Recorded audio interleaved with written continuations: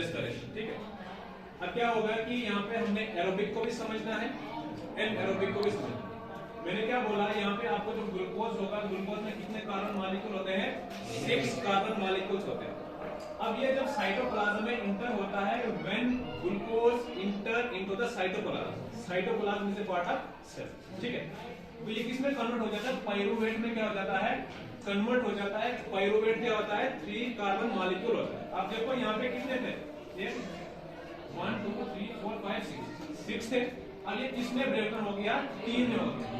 Energy हमें तभी मिलेगी जब किसी भी चीज का कंप्लीट से क्या हो जाएगा? ब्रेकडाउन होगा, तभी मिलेगी। अब यहाँ पे क्या हो गया? 6 से कितने हो गए? 3 मिल गए। पहले हम पढ़ते हैं कि ह्यूमन बीइंग्स में कैसे रेस्पिरेशन होता है। ह्यूमन बीइंग्स में किस तरह होता है? Presence of O2। तो कहाँ पे होगा वो? माइटोकॉन्ड्रिया में होगा। उसके बाद क्या होगा? यहाँ पे क्या प्रोड्यूस होगा? कार्बन डाइऑक्साइड प्रोड्यूस होगा, वाटर प्रोड्यूस होगा और एनर्जी प्रोड्यूस होगा। किसमें? ह्यूमन बीइंग्स में। अब यहाँ पे कितने मॉलिक्यूल थे? 6 थे। 3 बने in the presence of O2। यहाँ पे कितना बन गया? 1 कार्बन मॉलिक्यूल बन गया। मींस यहाँ पे कंप्लीट, यहाँ पे क्या हो गया?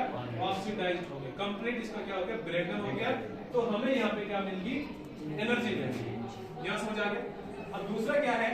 जब ग्लूकोज इंटर होता है साइटोप्लाज्म में, convert again into 3 pyruvate of carbon molecule, 3 carbon molecule pyruvate. अब यहाँ पे अगर एब्सेंस ऑफ O2 होगा, मतलब यहाँ पे कोई भी ऑक्सीजन नहीं होगा, तो किसमें कन्वर्ट होगा? इथेनॉल में कन्वर्ट होगा, जो क्या है आपका 2 कार्बन मॉलिक्यूल है। उसके बाद इसमें क्या बनेगा? कार्बन डाइऑक्साइड बनेगा और क्या बनेगा? एनर्जी बनेगा। इसी प्रोसेस को फर्मेंटेशन भी बोला जाता है। क्या बोला जाता है? फर्मेंटेशन। इसी प्रोसेस को बोला जाता है। अब देखो यहाँ पे 6 कार्बन मॉलिक्यूल थे, यहाँ पे 3 था, यहाँ पे कितना है? 2 है। मतलब यहाँ पे हमारी कंप्लीट ऑक्सीडेशन नहीं हुई है, कंप्लीट ब्रेकडाउन नहीं हुई है। कंप्लीट ब्रेकडाउन के लिए हमें क्या चाहिए था? सिर्फ और सिर्फ 1 मॉलिक्यूल बचना चाहिए था। मैंने क्या बोला? सिर्फ और सिर्फ 1 मॉलिक्यूल बचना चाहिए था, फिर जाके हमारा क्या होता है? कंप्लीट ब्रेकडाउन होती है और हमें प्रॉपर एनर्जी मिलती है। यहाँ पे एनर्जी मिल रही है बट कम मात्रा में मिल रही है। ठीक है, समझ आ गया? उसके बाद अब यहाँ पे है lake of O2। Lake of O2 का मतलब है ऑक्सीजन है बट कम है। वो किसमें होता है? आपकी मसल्स में होता है।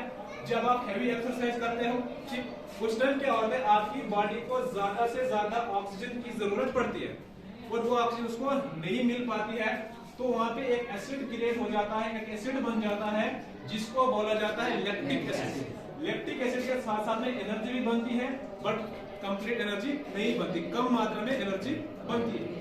क्यों बनती है? क्योंकि यहाँ पे क्या होता है? ऑक्सीजन की कमी होती है और यहाँ पे आपका क्या होता है? 3 कार्बन मॉलिक्यूल बनता है। और दूसरी बात, यहाँ पे भी क्या होता है? प्रॉपर तरीके से इसकी ब्रेकडाउन नहीं होती है। अगर आपसे कोई पूछेगा प्रॉपर ब्रेकडाउन कहाँ पे होती है कंप्लीट, तो आपकी क्या होती है? माइटोकॉन्ड्रिया में होती है, ह्यूमन बीइंग्स में होती है। इसीलिए आपका जो एरोबिक रेस्पिरेशन है उसमें 38 ATP मॉलिक्यूल प्रोवाइड होते हैं, बनते हैं, और इसमें एनारोबिक में सिर्फ और सिर्फ क्या होता है? 2 ATP बनते हैं। बात समझ आ रही है? अब एक में कितने बन रहे हैं? 38 ATP molecule. ATP means adenosine triphosphate molecule, जो आपको क्या करेंगे? एनर्जी देंगे। अब दूसरे में कितने बनते हैं? सिर्फ और सिर्फ 2 बनते हैं। क्यों बनते हैं? क्योंकि वहां पे क्या है? वहां पे ऑक्सीजन बहुत कम है, क्योंकि एब्सेंस ऑफ ऑक्सीजन है। एरोबिक मींस प्रेजेंस और anaerobic means absence. Absence of oxygen कितना होगा? 2 ही होगा और प्रेजेंस ऑफ ऑक्सीजन कितना होगा? 38 होगा। ये क्वेश्चन आपके एमसीक्यूज में आ सकते हैं कि in aerobic respiration how many molecules of ATP are produced? कितने होते हैं? 38। अगर आगे एनारोबिक में तो कितने होते हैं? 2 होते हैं।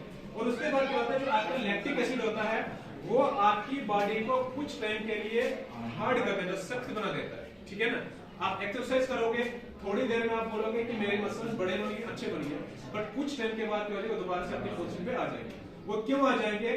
उसके बाद क्या हो जाता है? आपका जो लैक्टिक एसिड होता है वो ब्लड में दोबारा से क्या हो जाता है? डिसॉल्व हो जाता है। इसलिए आपकी जो मसल्स है दोबारा से रिलैक्स हो जाती है। ठीक है?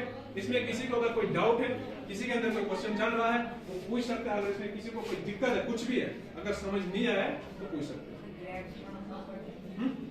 क्रैम्प्स आपकी मसल्स में पड़ जाते हैं। बात समझ आ रही? क्रैम्प्स आपकी मसल्स में पड़ेंगे।